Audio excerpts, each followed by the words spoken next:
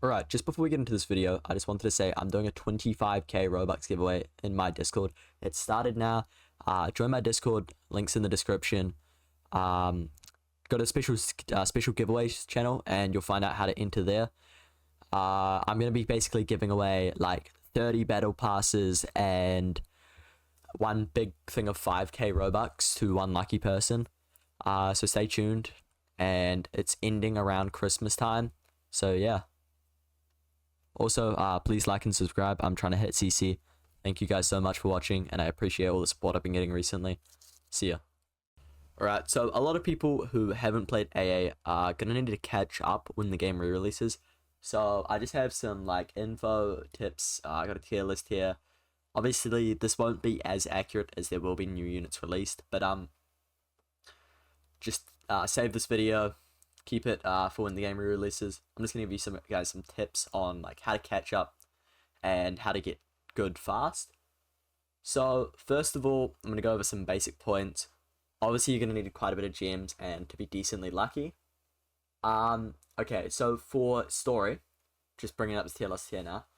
Usopp is a great like hill and hybrid. Really good for killing bosses. Really good, definitely worth it.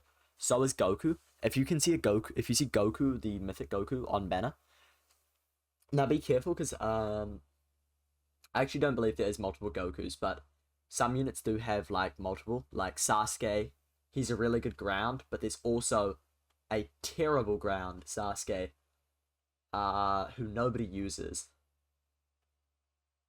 So just be careful you're summoning on the right one.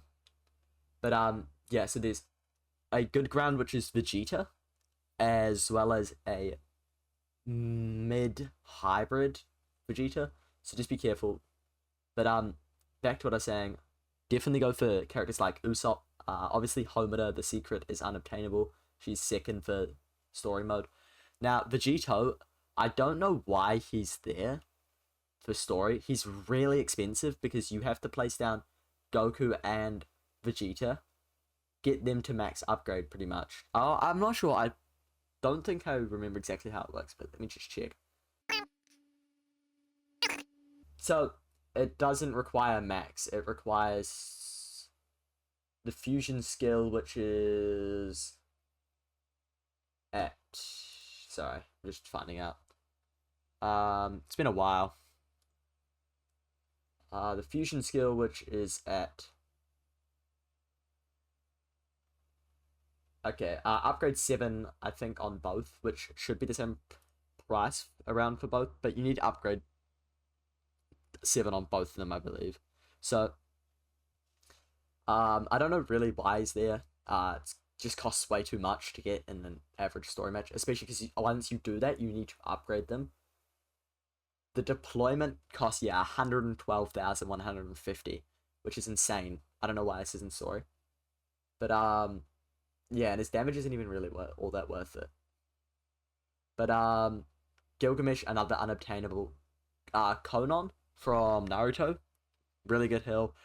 Definitely worth summoning for. I mean, I reckon Goku's better. I mean, both are physical hills, but I mean, if you need the typing for air, it's good to summon for Konan later, I guess. Now, there's also Hanami, who's obviously unobtainable due to the Halloween event being gone.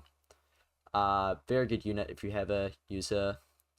And the list just goes down. It's not really that great from there. Chuya, Midday, Luffy, Poseidon. They're all not really that worth it. I'd skip them. I'd focus on trying to get Goku and Usopp, and maybe Konan, but I feel like Goku's better.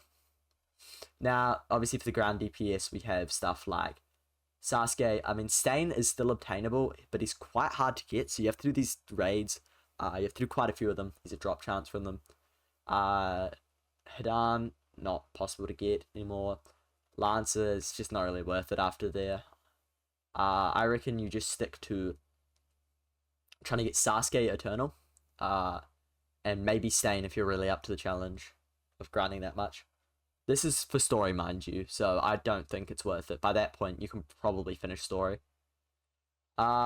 Support doesn't really matter too much, just like if you're using a mythic unit like Goku, who's physical, use Erwin.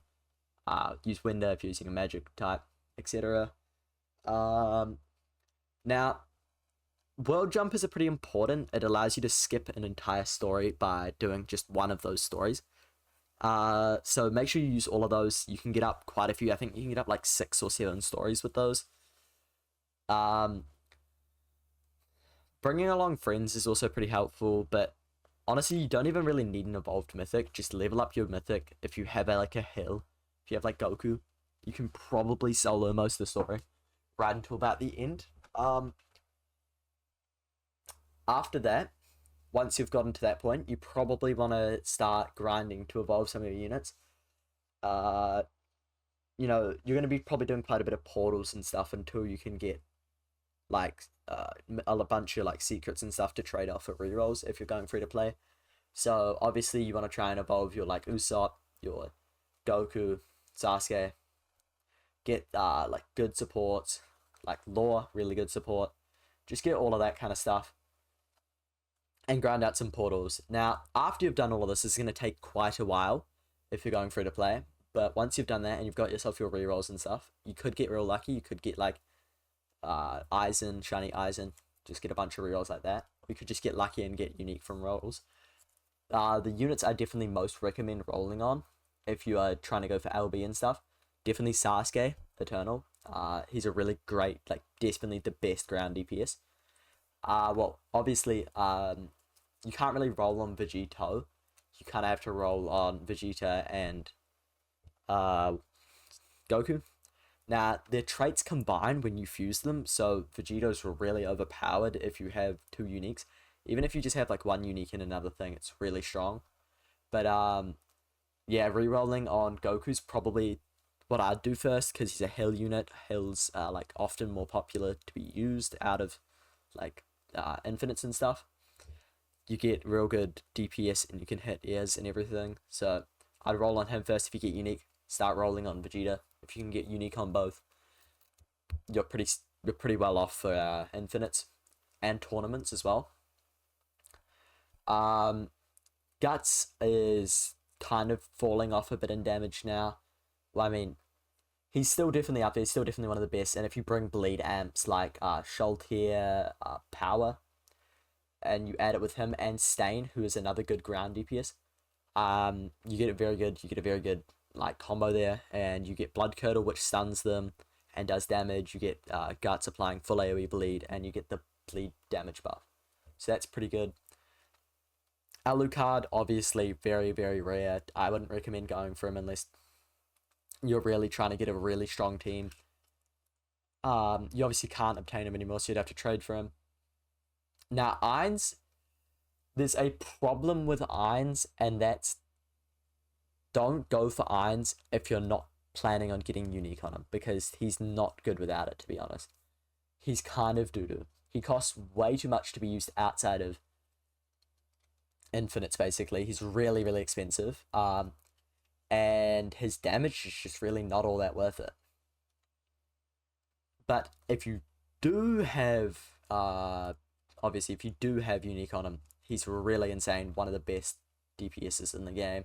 Has good summons, everything.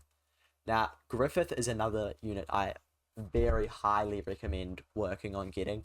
He is a buff and a damage for infinite at the same time. He's not as needed for story, but he's really, really good. He gives a 100% damage buff, as well as if you use his DPS form, he can get so much damage. He's really insanely strong. He basically scales up depending on the amount of money spent on damage units you place around him. Really, really strong. Definitely one of the best. After that, honestly, there's not too much. Burn's not that great anymore. It used to be the meta. It's not as good as anymore. The bleeds more in the meta now. Hidan, as I said, obviously unobtainable still. But there's a lot of new units that are pretty good. A lot of supports you should probably just try working towards having, because some people ask for them. Obviously, Dio over Heaven, not really very easily obtainable. Wouldn't recommend trying to get him. He's falling off the meta really here. But other than that, that's really all you need to know about for Infinite. Now, For tournaments, this is a completely different story. You basically want to have as many units as you can. You want to have a strong unit for each type. You want to have a strong physical Rose, strong physical like Storm, strong physical everything, and then you want to have strong magic everything. Like, you want to have really good units for all of these categories, because if you don't, unfortunately, because tournaments change in their buffs and stuff, it's very hard to get high placements without units that are like really strong on that buff. I mean, if you have uniques, it might be a bit easier, but even then, it's still pretty hard to out DPS someone who gets a free 200% damage buff. But other than that, there's not really too much else you can do. You obviously can't really play the game currently, but I mean, if you're planning on spending money, save up, I guess. That's I wouldn't. It's a game, but you know, you can get everything free to play. A lot of people say you can't. They obviously haven't played AA. You can get it. It's just very grindy. But thank you guys for watching. I just wanted to remind you guys, I am still doing that 25k giveaway. It's just started. Join my Discord. Click on the special giveaway channel, and you'll see how to enter there. But yeah, thanks for watching. Bye. You never see it come down.